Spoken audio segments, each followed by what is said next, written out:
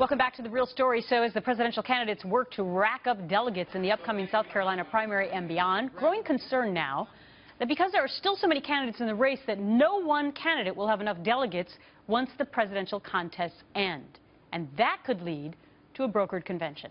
Let's take a look at the delegate count so far. Remember, candidate needs 1,237 delegates to clinch the nomination, but after two contests, Donald Trump is in the lead. 17 delegates. Senators Cruz and Rubio are next, with the rest of the pack in the single digits. Joining me now, Governor Mike Leavitt, former governor of Utah and former advisor to Governor Mitt Romney's 2012 presidential campaign.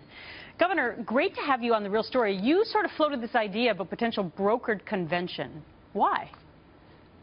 Well, first, a brokered convention is a convention where no one gets the 1,237 votes on the first ballot, and consequently they have to go to additional ballots. And then once the first ballot has been passed, under the rules of the convention, delegates can vote for whoever they choose.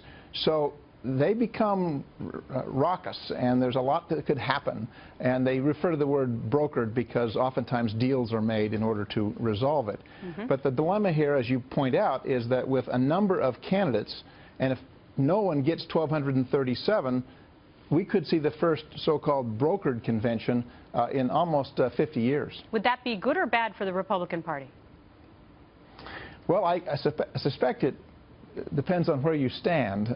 It would certainly be good for TV ratings. I'm confident of that.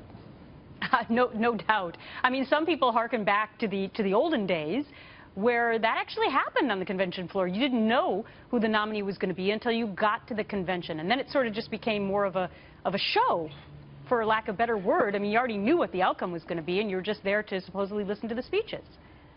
Well, let me just take you through the numbers, because that's where it gets intriguing. Okay. As you pointed out, the delegates are provided to the candidates proportionately. At least 60% of them are. There's a handful of states that are winner-take-all. Right.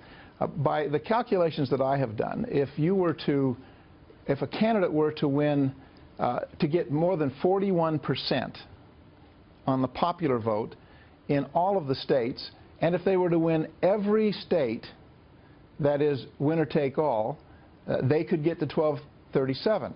But with four candidates in the race, besides, say, Donald Trump, you really have to ask the question, will Trump get more than 41% average in every state? Will he win every winner-take-all state? With, in fact, super PACs and candidates who have money and people who feel passionately about them, are they going to get out?